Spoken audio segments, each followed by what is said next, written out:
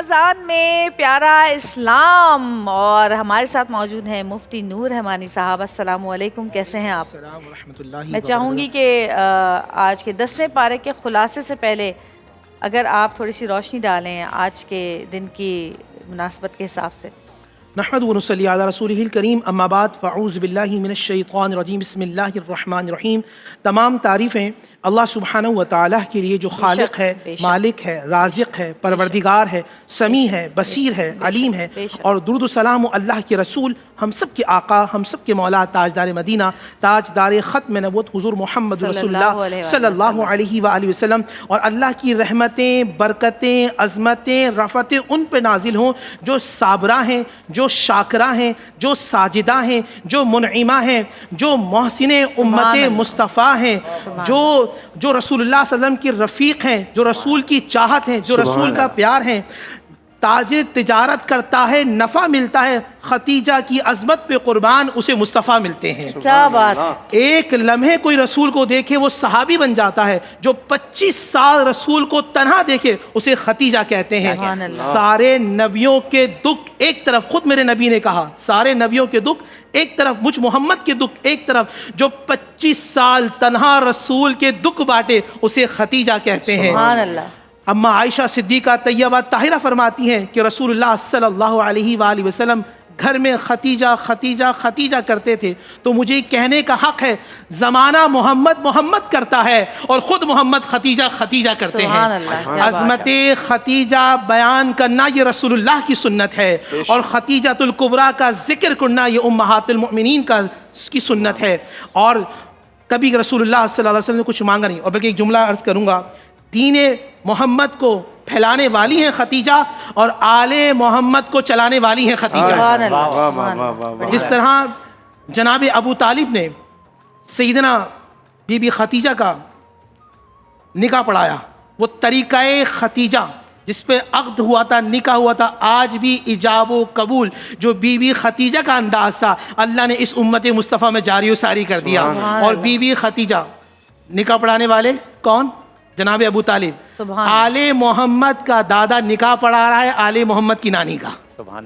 Be be Khatija نے کبھی رسول اللہ صلی اللہ علیہ وآلہ وسلم سے مانگا کچھ نہیں، صرف ایک مرتبہ، آخری مرتبہ کہا، اے فاطمہ جاؤ اپنے بابا سے ایک درخواست کرنا، عرض کرنا۔ وہ فاطمہ جو وہ ختیجہ جو ملکۃ العرب، وہ ختیجہ 70-80 ہزار جن کے اونٹ چلتے ہوں ٹرانسپورٹ میں، وہ ختیجہ کے زمانہ کو جو کھلانے والی، عطا کرنے والی، بانٹنے والی، مکے میں قحط ہو جائے تو ان کے در سے چیزیں بٹ رہی ہیں، وہ ختیجہ کہتی ہیں جاؤ فاطمہ اپنے بابا سے کہنا کہ وہ کالی کملی جسے وہ اوڑھتے ہیں، وہ جس پہ قرآن نازل ہوتا ہے، اس کالی کملی کو دے دیں، تاکہ جب میں قبر میں جاؤں تو زندگی میں بھی میرا حوالہ محمد ہو اور قبر کے اندر بھی میرا حوالہ محمد ہو۔ سبحان اللہ، سبحان اللہ۔ یہ میرے آقا حضور صلی اللہ علیہ وآلہ وسلم ہے۔ تو آج ایک میسج ہے کہ یہ دن منانے کے نہیں ہوتے، یہ ایام منانے کے نہیں ہوتے بلکہ اپنانے کے ہوتے ہیں۔ ہاں کیا بات! ان دنوں کو اپنا لیں گے آپ یہاں بھی کامران و کامران ہو جائیں۔ اور جو بچیاں، جو لڑکیاں، جو بہنیں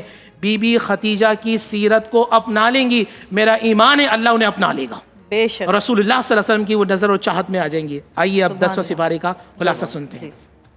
مال غنی، سب سے پہلے سٹارٹنگ ہو رہی ہے مال غنیمت کے حکم کے حوالے سے، اور یہاں مال غنیمت کے احکام اللہ اس کے رسول صلی اللہ علیہ وآلہ وسلم بیان فرما رہے ہیں۔ پھر میدان بدر کی پوزیشن کے بارے میں اللہ فرماتے ہیں کہ دیکھو کفار کے مقابلے میں بظاہر تمہاری پوزیشن کمزور تھی، زمین نرم تھی، پانی کی قلت تھی، مال و اسباب کی قلت تھی، مگر وہاں سب تھا اور یا محمد رسول اللہ تھے، اور اللہ نے نبی علیہ السلام کی برکت سے بارش کو نازل فرمایا، اور ایک اونگ صحابہ پہ لے کر آئے، اور وہ 313 نے پوری کائنات کی تقدیر کو بدل دیا۔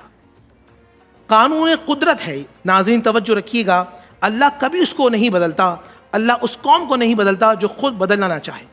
جب آپ خود بدلنے کی کوشش کریں گے اللہ سبحانہ و تعالیٰ اس قوم کو بدلے گا، اس آدمی کی تقدیر کو بدلے گا۔ آل فرعون جھٹلانے، نبی کی تکذیب کرنے، نبی اپنے انبیاء کی تکذیب کرنے، جھٹلانے کے جرم میں اللہ نے ان کو تباہ و برباد کیا۔ ہر زمانے کے مسلمانوں کو یہ بات کہی جا رہی ہے، دشمن کے مقابلے میں اپنی پوری قوت اور اسباب کے ساتھ تیار رہو۔ جب دشمن تم سے مقابلہ کرے تو ڈٹ کر مقابلہ کرے، اور اگر وہ دشمن تم سے صلح کرے تو پھر تم صلح کرنا۔ اللہ نے تمہارے دلوں میں ایک دوسرے کے لیے محبت ڈال دی۔ آپ یہ دیکھ لیں، جو زمین ہتھیانے پہ فخر کرتا تھا، کلمہ پڑھنے کے بعد زمین بانٹنے پہ فخر کرتا کیا تھا۔ بات! جو گردنیں کاٹنے پہ فخر کرتا تھا وہ اللہ کے لیے گردنیں کٹوانے پہ فخر کرنے لگا۔ جو مال چھیننے پہ فخر کرتا تھا، نبی کا غلام بننے کے بعد مال لٹانے پہ فخر کرنے لگا۔ سبحان اللہ۔ جنگی قیدیوں کے بارے میں احکام نازل ہوئے۔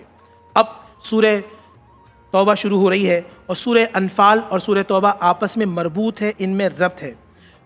مشرکین مکہ کو 4 مہینے کا ٹائم دیا گیا کہ سدھر جاؤ، اللہ کے احکام پر چلو، اور جو معاہدہ ہے اس کی پابندی کرو، ورنہ پھر اے نبی ان کے خلاف کریک ڈاؤن کرنا۔ کفار ہمیشہ مسلمانوں کے ساتھ منافقانہ رویہ رکھتے ہیں۔ مسلمانوں کو بار بار تنبیہ کی جاری ہے کہ ان کے دل میں تمہارے اور تمہارے نبی حضور محمد رسول اللہ صلی اللہ علیہ وآلہ وسلم کے لیے بغض ہے۔ تمام چیزوں سے افضل، ماں سے، بہن سے، بیٹی سے، گھر سے، گاڑی سے، دولت سے، شہرت سے، عزت سے بڑھ کر صرف اور صرف اللہ کی محبت ہونی چاہیے۔ اور اگر تمہارے دل میں اللہ کی محبت نہیں، یا قرآن کی آیت ہے، اللہ فرماتے تو پھر تم عذاب کے لیے تیار رہنا۔ اگر تم اللہ کے لیے قربان کرنے کے لیے تیار ہو تو تم بچے ہو، اور اگر تم اپنے گھر کو، اپنی جان کو، اپنے مال کو فوقیت دیتے ہو تو یاد رکھنا کہ تم پھر عذاب کے مستحق ہو۔ 9 ہجری کے بعد قرآن مجید فرقان حمید کی وہ آیت نازل ہوئی کہ آج کے بعد سے مشرکین مکہ حدود حرم میں داخل نہیں ہو سکتے۔ یہود حضرت عزیر علیہ السلام کو اور نصارہ حضرت عیسیٰ علیہ السلام کو خدا کا بیٹا کہتے ہیں۔ اللہ قرآن میں شاہ فرماتے ہیں یہ خود ساختہ باتیں ہیں، یہ کبھی بھی کسی انبیاء نے، کسی نبی نے اس طرح نہیں کہا کہ میں اللہ کا بیٹا ہوں۔ یہ ان سے جھوٹ اور منسوب باتیں کی جاتی ہے۔ سونا چاندی جو لوگ ذخیرہ کرتے ہیں اور دوسروں کو نہیں دیتے، جو غریب کا حق ہے اسے نہیں دیتے، راہ خدا میں خرچ نہیں کرتے، اللہ قرآن میں شاہ فرماتے ہیں وہ دردناک عذاب کے مستحق رہیں گے۔ اور سفر اب ہجرت شروع ہو رہی ہے۔ سیدنا ابو بکر صدیق رضی اللہ تعالی عنہ اور نبی علیہ الصلوۃ والسلام ثانی اثنین اذ ہما فی الغار، وہ دونوں ساتھ ساتھ چل رہے ہیں۔ سیدنا ابو بکر صدیق کبھی دائیں طرف آتے رسول کے ہجرت کے، کبھی بائیں طرف آتے، کبھی آگے آتے، کبھی پیچھے آتے۔ تو رسول نے پوچھا تم اس طرح کیوں چلتے ہو؟ فرمایا یا رسول اللہ کبھی مجھے خیال آتا ہے دائیں سے کوئی حملہ کرے گا تو میں دائیں طرف ہو جاتا ہوں، کوئی مجھے خیال آتا ہے کوئی بائیں سے حملہ کرے گا تو میں بائیں طرف ہو جاتا ہوں، کوئی دل میں آتا ہے آگے سے حملہ کرے گا تو میں آگے چلے جاتا ہوں، پیچھے سے حملہ کرے گا تو پیچھے آ جاتا ہوں۔ اے اللہ کے حبیب میں آتا ہوں، میں چاہتا ہوں میں اپنی جان مال سب آپ پہ لٹا دوں۔ اور اللہ سبحانہ و تعالیٰ کے حبیب سیدنا ابو بکر صدیق رضی اللہ تعالیٰ کے ساتھ نکلتے ہیں۔ اب آتا ہے اللہ فرماتا ہے صدقہ واجبہ۔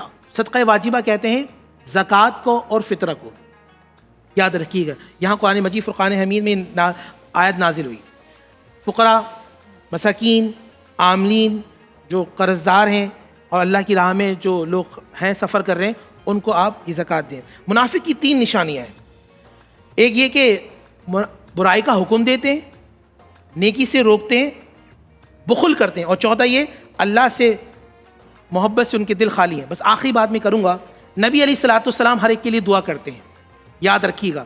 آج نبی کو دعا سے روکا گیا۔ آج نبی نے ایک جنازہ پڑھایا اور آسمان جبرائیل آ کر جلال کی کیفیت میں کہ حبیب آئندہ آپ جنازہ نہیں پڑھائیے گا ایسے لوگوں کا، اے حبیب آپ ایسے لوگوں کی دعا نہیں کیجیے گا۔ اس کا نام تھا عبداللہ ابن ابی، جو رسول کے پیچھے نماز پڑھتا تھا، جو مدینہ منورہ میں رہتا تھا، جو روزے رکھتا تھا، زکوٰۃ دیتا تھا، مگر اس کے دل میں مصطفیٰ نہیں رہتے تھے۔ وہ نبی علیہ الصلوۃ والسلام کو اپنا جیسا انسان سمجھتا تھا، وہ نبی علیہ الصلوۃ والسلام کی شان میں تنقید بے ادبی کرتا تھا۔ قرآن آسمان سے جبرائیل آئے، اے ابھی آپ 70 مرتبہ بھی ان کے لیے دعا استغفار کریں گے، میں ان کے لیے دعا قبول نہیں کروں گا۔ کہا شب معراج خالق نے کہا محبوب سے اپنے، نہیں ہے جو تمہارا وہ ہمارا ہو نہیں ہو سکتا۔ جو رسول کا ہو جائے اللہ اس کا ہو جاتا ہے، اور جو رسول کا نہ ہو اللہ اس کا نہیں ہوتا۔ 10واں سپارہ ختم ہو گیا۔ بہت خوب، بہت خوب۔ چھوٹی سی بریک لیں گے، دیکھتے رہیے گا پیارا رمضان۔